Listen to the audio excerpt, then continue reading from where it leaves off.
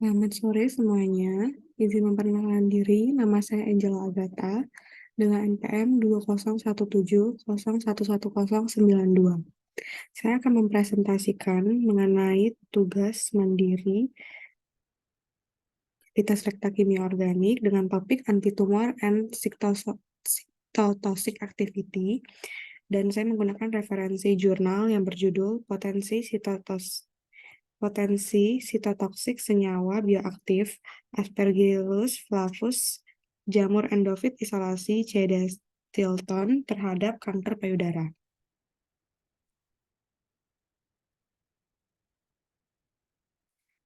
Latar belakang. Kanker payudara menempati urutan kedua di dunia sebagai penyakit paling mematikan. Setiap tahunnya terdapat 1,38 juta kasus dengan pasien terbanyak adalah wanita. Pengobatan kanker payudara seperti terapi radioaktif atau kemoterapi memiliki banyak efek samping terhadap tubuh pasien, sehingga diperlukan metode baru yang lebih efektif dalam menghambat pertumbuhan tumor.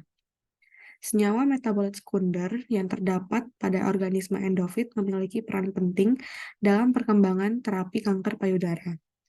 Salah satu sumber metabolit sekunder yang menjanjikan adalah jamur endofit yang mengandung komponen struktural seperti asam amino, antrasenon, kimia aromatik, terpen, naftalenon, dan yang lainnya. Selanjutnya, prosedur.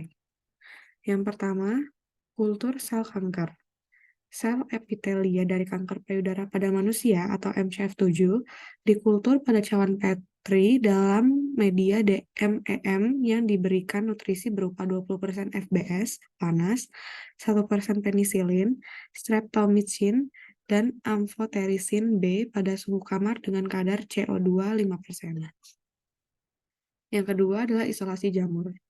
Akar tanaman yang didapat dibersihkan menggunakan Aquades. Setelah itu, disterilisasi menggunakan etanol 70% dan natrium hipoklorit 1% selama 6 menit.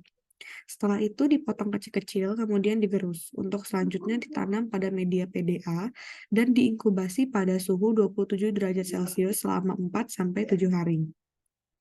Selanjutnya adalah uji toksisitas. Dilakukan dengan mengkulturkan sel MCF7 ke cawan Petri pada suhu 37 derajat Celcius dengan 5% CO2 selama 24 jam. Kemudian diberikan perlakuan dengan variasi konsentrasi ekstrak jamur endofit 100, 50, 25, 12,5, 6,25, dan 3,125 mikrogram per mililiter. Absorbansi diukur pada panjang gelombang 570 nm. Selanjutnya, analisis GCMS. 500 mg jamur diambil dan didispersikan dalam 10 ml each 50% dan dilakukan sonikasi pada suhu 40 derajat Celcius. Kemudian hasilnya disaring. Setelah itu, dianalisis menggunakan GCMS dengan helium sebagai gas pembawa yang memiliki tekanan konstan atau 15 PSI. Selanjutnya, hasil. Isolasi jamur. Sumber jamur yang digunakan berasal dari akar C. dactyloton.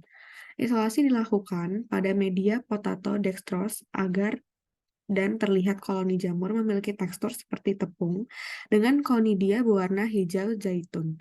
Jamur yang didapat kemudian disekultur dan dimurnikan. Dari 4 isolat yang didapat, digunakan CDO2 karena menunjukkan aktivitas antioksidan tinggi. Berdasarkan urutan rRNA, CDO2 memiliki identitas 96% dengan Aspergillus flavus. Berikut gambar yang merupakan hasil dari isolasi jamur. Gambar A menunjukkan morfologi koloni jamur endofit, sedangkan gambar B menunjukkan visualisasi micelia dan spora jamur menggunakan teknik pemasangan LCD secara mikroskopis.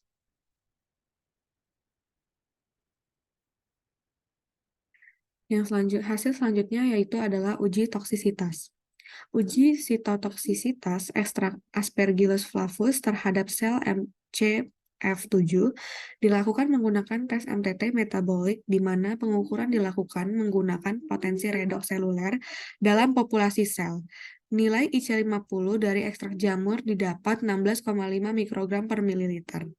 Berikut adalah gambar hasil dari uji toksisitas. Gambar A menunjukkan persentase visabilitas sel pada berbagai konsentrasi. Gambar B menunjukkan sel kontrol yang tidak diberi perlakuan.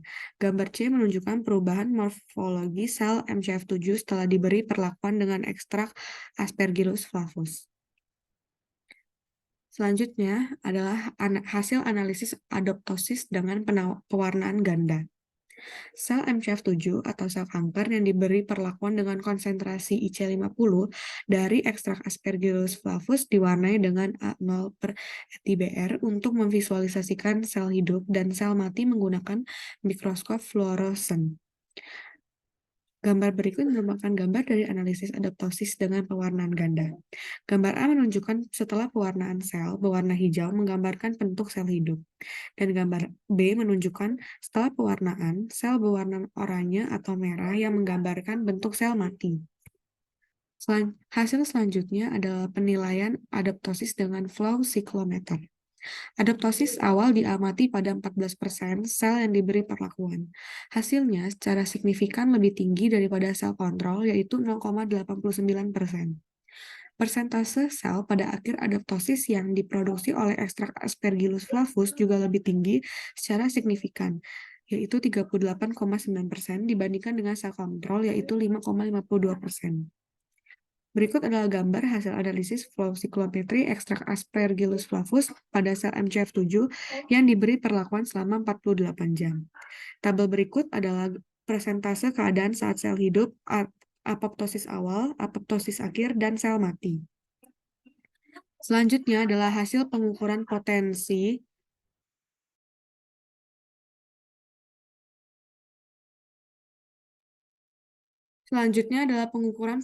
transmembran mitokondria. Perubahan potensial dari mitokondria diperiksa menggunakan pewarna rodamin 123 pada sel MCF7 dengan dan tanpa perlakuan dari ekstrak Aspergillus selama 48 jam. Hasilnya, potensi membran mitokondria dalam sel MCF7 yang diberi perlakuan dengan ekstrak Aspergillus flavus berkurang secara signifikan.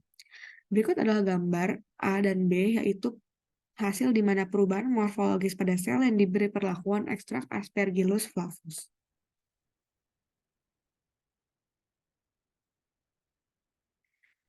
Selanjutnya adalah penilaian integritas nuklir dengan DAPI. Pewarnaan DAPI berikatan dengan daerah adenin dan timin pada inti DNA dan menghasilkan fluoresens berwarna biru.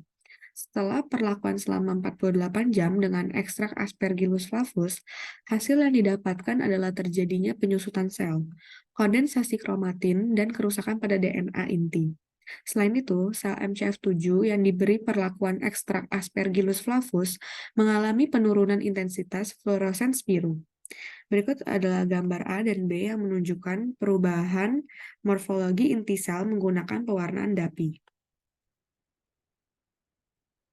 Selanjutnya adalah analisis GCMS. Spektra GCMS dari ekstrak Aspergillus flavus mengungkapkan adanya senyawa fitokimia bioaktif dengan puncak yang sesuai pada waktu retensi. Secara total terdapat 9 senyawa bioaktif yang berhasil diidentifikasi dari spektrum GCMS. Yang pertama adalah tritrakontanon, yang kedua adalah asam heptadekanoid, yang ketiga adalah metil 28 dimetil tridekanoat, yang keempat adalah 2,3,4 trimetil levoglukosa. Yang kelima adalah 2,4,7 trinitrofluororenona. Yang keenam adalah 1,H tiopirano, 3,4,C piridin 5 karbonitril. Yang ketujuh adalah 3,6 bis N-formamidocarbazole. Yang kedelapan adalah 3A 5A sikloergosta, 791122T triene 6B all, dan yang terakhir adalah 1H isoindol 132H dione.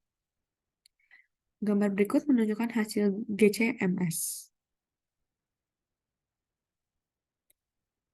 Kesimpulan, Aspergillus flavus adalah jamur endofit yang diisolasi dari akar Cynidon Dacilton, dan ekstrak etil asetatnya menunjukkan aktivitas anti-kanker yang kuat melawan sel kanker payudara atau MCF7. Hasil analisis GCMS mendapatkan dua senyawa fitokimia yang menunjukkan afinitas pengikatan tertinggi yang secara signifikan memberikan efek sitotoksik dan mengurangi viabilitas sel MCF7 dengan IC50 sebesar 16,25 mikrogram per mililiter. Sekian yang dapat saya sampaikan dari presentasi pada kali ini. Saya berterima kasih kepada hadirin yang telah hadir dan saya mohon maaf apabila ada salah kata. Saya tutup presentasi saya hari ini. Terima kasih dan selamat sore.